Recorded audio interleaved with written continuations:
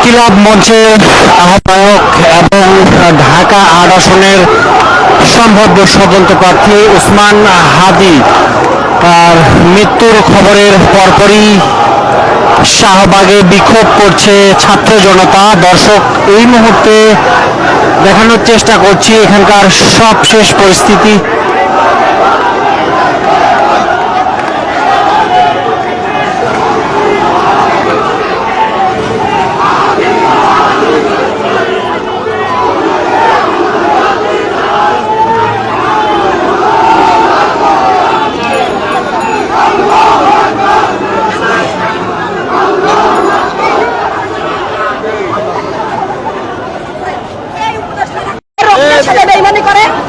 আমাদের রক্ত শোষণ করে তারা ওখানে বসে আছে।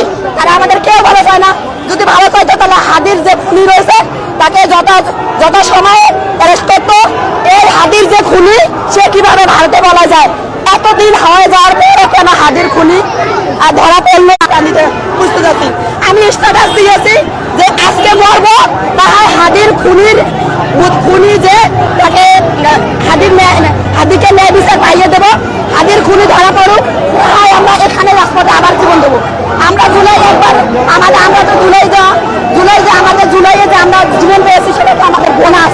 আমরা দরকার হলে আবার আমরা এই জুলাই নেমে আসবে। এই উপদেষ্টাদের একজন আমরা এই ডাক্তার উপদেষ্টাদের, এই বেইমান উপদেষ্টাদের, এই উপদেষ্টার পিএসরা যে দুর্নীতি করেছে সেটা তদন্ত হয়েছে। এই উপদেষ্টা পিএসরা যে দুর্নীতি করেছে একটারও তদন্ত হয়েছে। এই উপদেষ্টারা আমাদের রক্তের উপর বসে আছে। এই উপদেষ্টাদের পদত্যাগ চাই, গান্ধীর পদত্যাগ চাই, নাসির নজরুলের পদত্যাগ চাই। আমরা এখান থেকে একটা মানুষও মারবো না। এত রাতে ছুটে এসেছি, জুলাই আন্দোলন করেছি, রাত 2টা-3টা আন্দোলন করেছি। ছাত্রলীগ, আওয়ামী লীগ, যুবলীগের পুলিশের ধাওয়া পাল্টা খেয়ে আমি নাশকতার মামলায় জড়িয়ে পড়েছিলাম। আমি পুলিশের অ্যারেস্টের শিকার হয়েছিলাম। এই উপদেষ্টা আমাদের রক্তের সাথে বেইমান। এইরকম আজকে যেমন ছুটে এসে হাদির খুনের জন্য এইরকম জুলাই আন্দোলন করেছিলাম।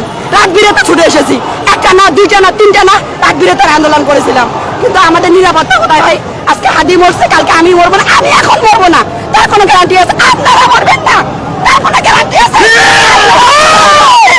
আপনারা সাংবাদিকরা অংশগ্রহণ করেননি জুলাইয়ে অংশগ্রহণ করেননি।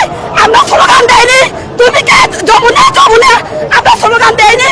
বাংলা টিভি আমরা স্লোগান দেয়, কিছু টিভি স্লোগান দেয়নি, আমরা স্লোগান দেয়নি। আমাদের নিরাপত্তা কোথায়? আপনার নিরাপত্তা কোথায় বলেন? আপনাদের নিরাপত্তা কোথায়? সকল শ্রেণী পেশার মানুষ এই ফ্যাসিস্ট দাঁড়িয়েছি। আমরা আদৌ ভালো আছি বলেন? আপনারা বলেন ভালো আছেন? ভালো আছেন আপনারা? ভালো আছেন? দর্শক, শাহবাগ থেকে আপনাদের সঙ্গে সরাসরি যুক্ত হয়েছি। এখানকার সবশেষ পরিস্থিতি দেখানোর চেষ্টা করছি। আমরা দেখছিলাম একজন কথা বলছিলেন।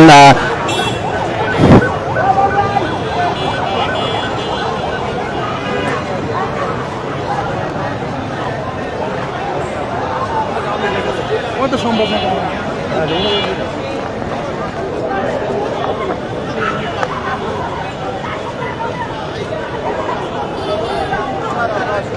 এবং আধিপত্য যে ভালোবাসা প্রেমিকে আলীকে হাজি আমরা সবাই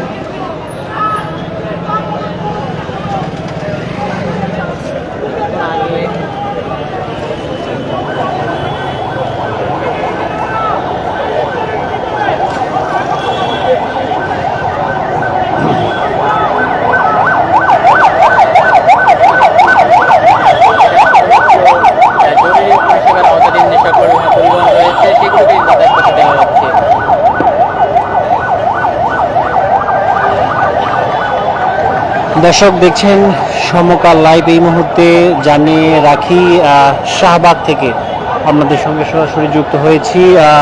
আপনারা নিশ্চয়ই জানেন ইনকিলাব মঞ্চের আহ্বায়ক গুলিবিদ্ধ শরীফ ওসমান হাদী না ফেরার দেশে অর্থাৎ মারা গেছেন। তিনি সিঙ্গাপুরের একটি হাসপাতালে চিকিৎসাধীন ছিলেন এবং চিকিৎসাধীন অবস্থায় কিন্তু তিনি শেষ নিঃশ্বাস ত্যাগ করেছেন এবং এটি তার ভেরিফাইড ফেসবুক পোস্টের মাধ্যমে নিশ্চিত করা হয়েছে। এছাড়াও ইনকিলাব মঞ্চের যে ফেসবুক পেজ রয়েছে সেটি থেকেও কিন্তু তার যে মৃত্যুর খবর সেটি জানানো হয়েছে।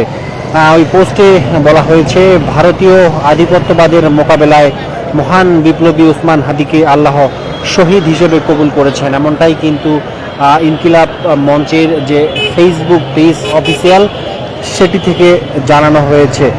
এছাড়াও অন্তর্বর্তী সরকারের সংস্কৃতি বিষয়ক উপদেষ্টা মুস্তফা সারোয়ার ফারুকী তার ভেরিফাইড পেজেও তার যে মৃত্যুর খবর সেটি কিন্তু নিশ্চিত করেছেন। তিনি লিখেছেন, আমাদের ভাই হাদি রওনা দিয়েছেন অনন্তের পথে। আবরার আবু সাইদদের মতো হাদি না থেকেও আরও বেশি করে থাকবেন বাংলার বুকে, বাংলাদেশের বুকে, এমনটাই কিন্তু জানিয়েছেন অন্তর্বর্তী সরকারের সংস্কৃতি বিষয়ক উপদেষ্টা মোস্তফা সরোয়ার ফারুকী।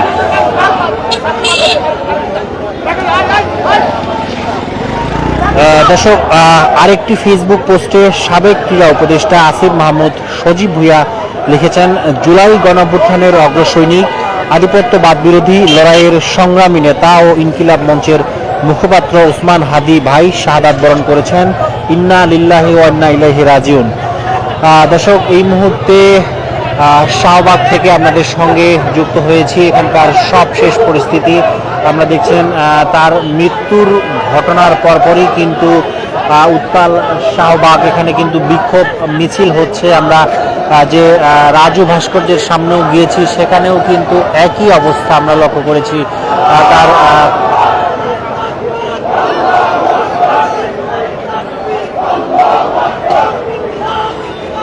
দর্শক, শরীফ ওসমান হাদি ঢাকা ৮ আসনে স্বতন্ত্র প্রার্থী হিসেবে নির্বাচন করার জন্য প্রচার চালাচ্ছিলেন। গত 12 ডিসেম্বর দুপুরে রাজধানীর পুরানা পল্টনের বক্স কালভার্ট সড়কে তাকে গুলি করে দুর্বৃত্তরা এবং মাথায় গুলিবিদ্ধ হাদিকে গুরুতর আহত অবস্থায় ঢাকা মেডিকেল কলেজে নেওয়া হয়েছিল। পরে সেখান থেকে তাকে এভার কেয়ারে নেওয়া হয়েছিল এবং গত 15 ডিসেম্বর দুপুরে উন্নত চিকিৎসার জন্য ওসমান হাদিকে এয়ার অ্যাম্বুলেন্সে করে সিঙ্গাপুরে নেওয়া হয় এবং সেখানে তার চিকিৎসা চলছিল এবং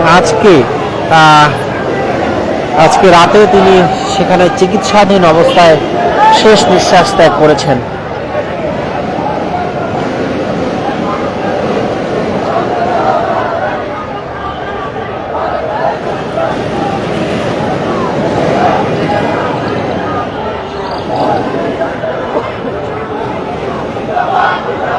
মিছিলটা কি ওইদিকে গেছে?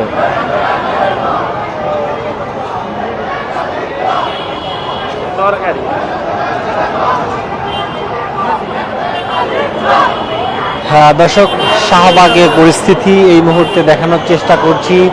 আমরা দেখছেন ছাত্র জনতা যারা রয়েছে তারা কিন্তু এই মুহূর্তে শাহবাগে অবস্থান করছে এবং কোনো ধরনের যানবাহন কিন্তু চলাচল করতে পারছে না। শুধুমাত্র অ্যাম্বুলেন্স ছাড়া কোনো গাড়ি যানবাহন কিন্তু এটি পারাপার যাতায়াত করতে পারছে না।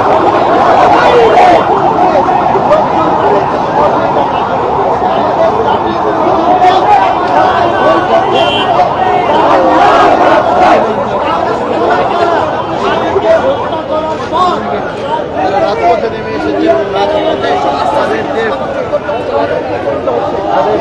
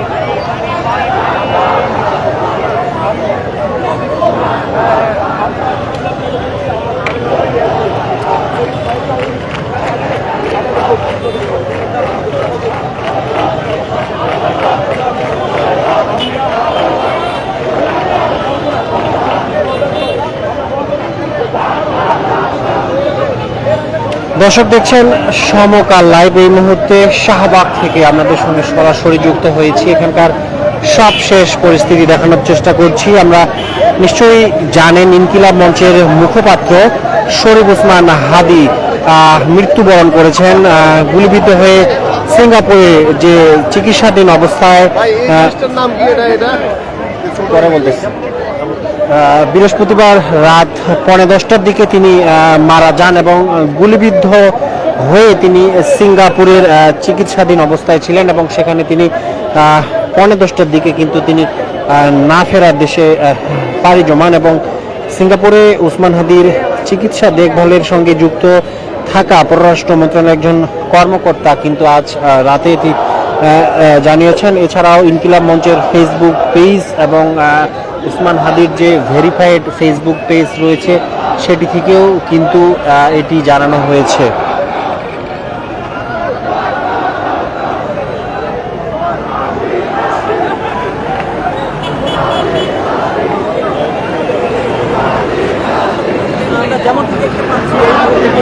দর্শকের আগে গতকাল বুধবার রাতে প্রধান উপদেষ্টার প্রেস উইং জানিয়েছিল গুলিবিদ্ধ ওসমান হাদির শারীরিক অবস্থা অত্যন্ত সংকটাপন্ন। সেই ঘোষণার পর থেকে তার জীবন নিয়ে মানুষের মধ্যে সংখ্যা বাড়তে থাকে এবং সামাজিক যোগাযোগ মাধ্যমে অনেক দোয়া ও উদ্বেগ প্রকাশ করে। দর্শক এই মুহূর্তে তার মৃত্যুর খবরের পরপরই কিন্তু শাহবাগের দৃশ্য দেখানোর চেষ্টা করছে। আমরা দেখছেন যে শোক মিছিল হচ্ছে, বিক্ষোভ হচ্ছে, কোনো ধরনের যানবাহন কিন্তু এই মুহূর্তে চলাচল করতে পারছেন না। শাহবাগের যে রাস্তাটি রয়েছে সেটির মধ্যে দিয়ে আমরা দেখছেন বিভিন্ন সংগঠন, ছাত্র জনতা তারা কিন্তু স্লোগানে দিচ্ছে, বিক্ষোভ করছে। সেই দৃশ্য আপনাদের সরাসরি দেখানোর চেষ্টা করছি সমকাল লাইভে।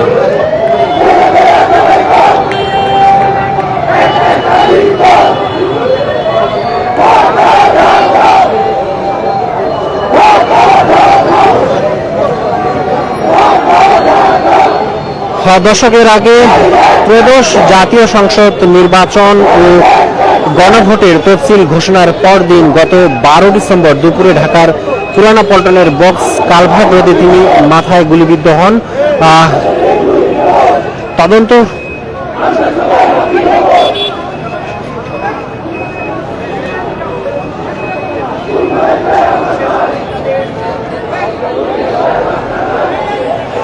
দর্শক আমরা নিশ্চয়ই জানেন ঢাকা 8 আসনের সম্ভাব্য স্বতন্ত্র প্রার্থী ছিলেন শরীফ ওসমান হাদি এবং সেদিন 12 ডিসেম্বর জাতীয় সংসদ নির্বাচনের তফসিল এবং গণভোটের তফসিল ঘোষণার পরদিন তিনি মাথায় গুলিবিদ্ধ হয়েছেন এবং গুলিবিদ্ধ অবস্থায় তাকে প্রথমে ঢাকা মেডিকেল কলেজ হাসপাতালে নেওয়া হয়েছিল। পরে অবস্থার অবনতি হলে রাজধানীর একটি বেসরকারি হাসপাতালে তাকে স্থানান্তর করা হয় এবং সবশেষ উন্নত চিকিৎসার জন্য সরকারের উদ্যোগে তাকে গত সোমবার এয়ার অ্যাম্বুলেন্সে করে সিঙ্গাপুরে পাঠানো হয়েছিল এবং সেখানে তিনি চিকিৎসাধীন অবস্থায় মৃত্যুবরণ করেছেন। দর্শক এই মুহূর্তে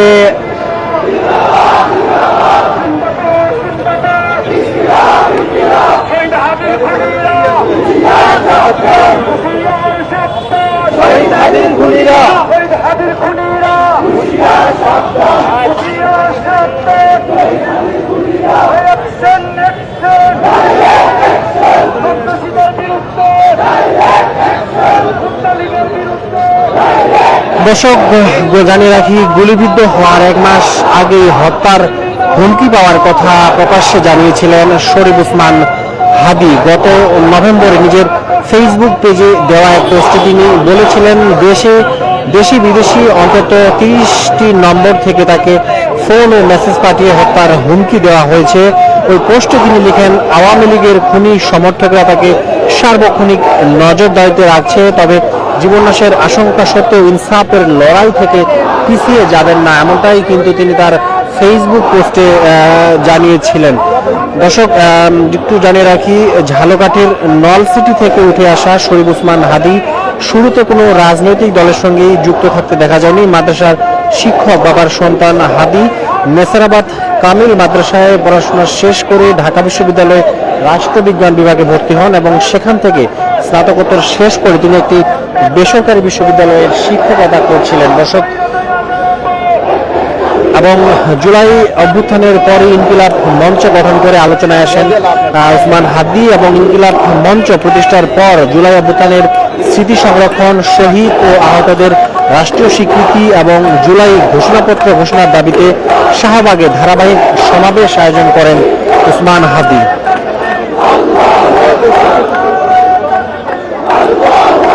এবং বিভিন্ন টেলিভিশনে টক শোতে নিয়মিত আমন্ত্রণ পেতে থাকেন। প্রথমে ইনকিলাব মঞ্চের মুখপাত্র হলেও পরে আহ্বায়কের দায়িত্ব নেন এবং দ্রুত তার একটি সমর্থক গোষ্ঠী কিন্তু গড়ে ওঠে। দর্শক জানিয়ে রাখি, আওয়ামী লীগ সরকার পতনের পর গত বছরের অক্টোবর রাষ্ট্রপতি মোহাম্মদ শাহাবুদ্দিনের পদত্যাগের দাবিতে বঙ্গভবনের সামনে বিক্ষোভে অংশ নিয়েছিলেন ওসমান হাদি। আওয়ামী লীগের কার্যক্রম নিষিদ্ধ করার দাবিতেও তিনি সরব ছিলেন। এছাড়াও প্রধান উপদেষ্টা অধ্যাপক মোহাম্মদ ইউনূসের নেতৃত্বে জাতীয় সরকার গঠনের পক্ষেও মতামত দেন তিনি। গত বছরের ফেব্রুয়ারি ধানমন্ডির 32 নম্বরে বঙ্গবন্ধুর বাড়ি ভাটার ভাঙ্গার যে ঘটনা, সেটিতেও কিন্তু তিনি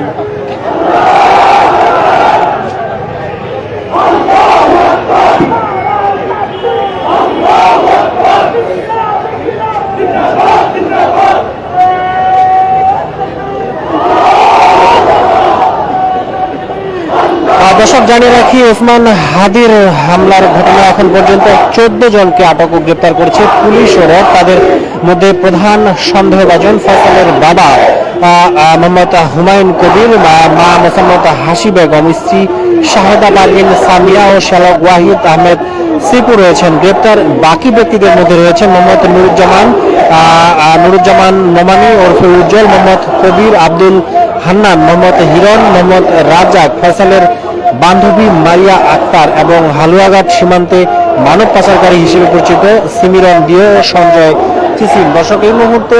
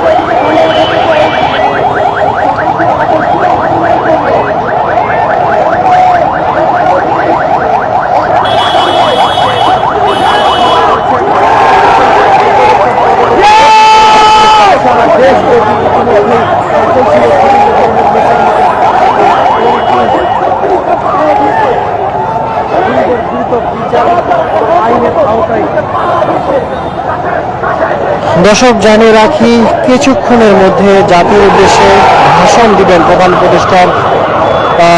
উপদেষ্টা প্রফেসর মোহাম্মদ ইউনূস। বাংলাদেশ টেলিভিশন ও বিটিভি নিউজ একযোগে ভাষণটি সম্প্রচার করবে। কিছুক্ষণ আগেই প্রধান উপদেষ্টার প্রেস উইং থেকে পাঠানো এক বিজ্ঞপ্তিতে এ তথ্য জানানো হয়েছে। দর্শক, ইনকিলাব মঞ্চের আহ্বায়ক শরীফ ওসমান হাদি আর নেই। তিনি কিছুক্ষণ আগে মৃত্যুবরণ করেছেন। গুলিবিদ্ধ হয়ে সিঙ্গাপুরে চিকিৎসাধীন অবস্থায় রাত 10:15টার দিকে তিনি শেষ নিঃশ্বাস ত্যাগ করেন। এমন প্রেক্ষাপটে কিন্তু এই একটা অবস্থায় কিন্তু জাতির উদ্দেশ্যে ভাষণ দিতে যাচ্ছেন প্রধান উপদেষ্টা ডক্টর মোহাম্মদ ইউনূস।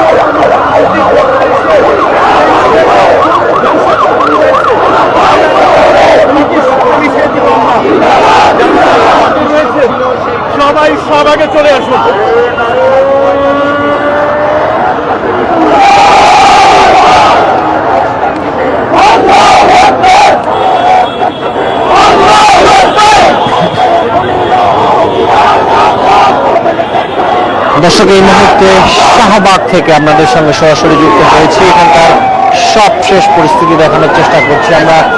নিশ্চয়ই জানেন কিছুক্ষণ আগে আজ রাত 10:15টার দিকে ইনকিলাব মঞ্চের আহ্বায়ক এবং আসন্ন যে জাতীয় সংসদ নির্বাচন, সেই নির্বাচনের ঢাকা 8 আসনের সম্ভাব্য প্রার্থী, স্বতন্ত্র প্রার্থী শরীফ ওসমান হাদি সিঙ্গাপুরের একটি হাসপাতালে চিকিৎসাধীন অবস্থায় মৃত্যুবরণ করেছেন এবং এই তার ঘটনার পরবর্তীতে ঘটনার পরেই কিন্তু শাহবাগ ব্লকেট করেছে মুহূর্তে। তারা শাহবাগ ব্লকেট করে দিচ্ছেন, আমরা দেখছেন সেই জায়গা থেকে আপনাদের সঙ্গে যে সব শেষ পরিস্থিতি দেখা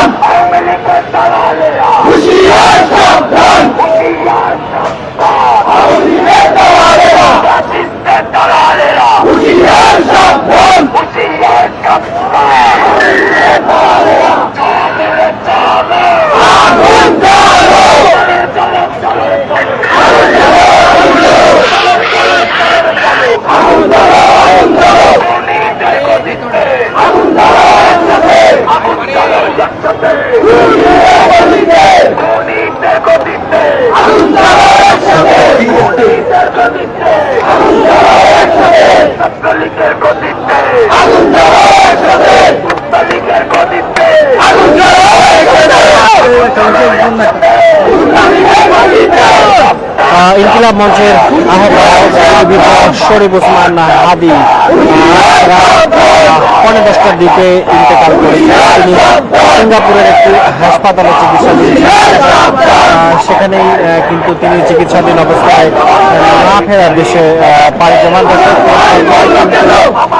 শাহবাগে এই মুহূর্তে বিক্ষোভ মিছিল করছে ছাত্র জনতা, সেই দৃশ্য আমাদের দেখানোর চেষ্টা করছি।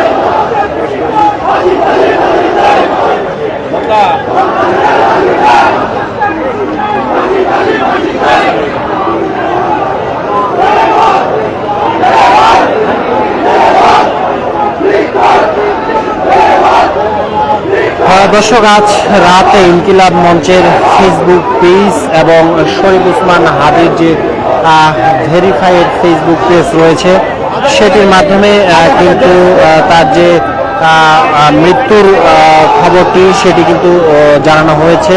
ওই পোস্টে জানানো হয় যে ভারতীয় আধিপত্যবাদের মোকাবেলায় মহান বিপ্লবী ওসমান হাদিকে আল্লাহ শহীদ হিসেবে কবুল করেছেন এবং এছাড়াও অন্তর্বর্তী সরকারের সংস্কৃতি বিষয়ক উপদেষ্টা মোস্তফা সরোয়ার ফারুকী তার ভেরিফাইড পেজে কিন্তু তার যে মৃত্যুর খবরটি নিশ্চিত করেছেন। তিনি লিখেছেন, আমার ভাই হাদি রওনা দিয়েছেন অনন্তের পথে, আবরার আবু সাইদদের মতো হাদি না থেকেও আরো বেশি করে থাকবেন বাংলাদেশের বুকে, এমনটাই কিন্তু জানিয়েছেন অন্তর্বর্তী সরকারের সংস্কৃতি বিষয়ক উপদেষ্টা মোস্তফা সরোয়ার ফারুকী। এছাড়াও অপর আরেক ফেসবুক পোস্টে সাবেক ক্রীড়া উপদেষ্টা আসিফ মাহমুদ সজীব ভুঁইয়া লিখেছেন, জুলাই গণঅভ্যুত্থানের অগ্রসৈনিক, আধিপত্যবাদ বিরোধী লড়াইয়ের সংগ্রামী নেতা ও ইনকিলাব মঞ্চের মুখপাত্র ওসমান হাদি ভাই শাহাদাত বরণ করেছেন। তিনিও কিন্তু এটি ফেসবুক পোস্টের মাধ্যমে জানিয়েছেন। দর্শক, এই মুহূর্তে ওসমান হাদির যে মৃত্যুর খবর সেটি জানার পরপরই কিন্তু শাহবাগে যে বিক্ষোভ মিছিল সেটি কিন্তু চলমান রয়েছে। আপনাদের দেখানোর চেষ্টা করছি ছাত্র জনতা তারা কিন্তু এবং সময় যত বাড়ছে ছাত্র জনতার উপস্থিতি আমরা কিন্তু লক্ষ্য করছি বেড়ে যাচ্ছে। তারা মিছিল করছে, বিক্ষোভ করছে এবং রাস্তার মধ্যে কিন্তু তারা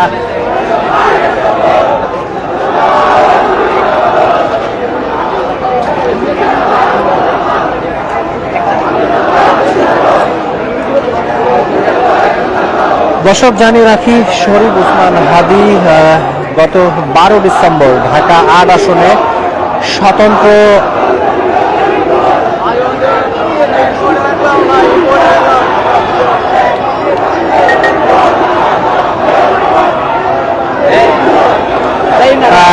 ডিসেম্বর দুপুরে ঢাকা 8 আসনে স্বতন্ত্র প্রার্থী হিসেবে নির্বাচন করার জন্য প্রচারণা চালাচ্ছিলেন। এ সময় রাজধানীর পুরানা পল্টনের বক্স কালভার্ট সড়কে তাকে গুলিবিদ্ধ করে দুর্বৃত্তরা এবং মাথায় গুলিবিদ্ধ হাদীকে গুরুতর আহত অবস্থায় ঢাকা মেডিকেল কলেজে নেওয়া হয়েছিল। পরে সেখান থেকে তাকে রাজধানীর একটি বেসরকারি হাসপাতালে উন্নত চিকিৎসার জন্য নেওয়া হয়েছে এবং গত 15 ডিসেম্বর দুপুরে সব শেষ তাকে উন্নত চিকিৎসার জন্য এয়ার অ্যাম্বুলেন্সে করে সিঙ্গাপুরে নেওয়া হয়েছে এবং আজ রাত 10:15টার দিকে সেখানেই তিনি চিকিৎসাধীন অবস্থায় মৃত্যুবরণ করেছেন।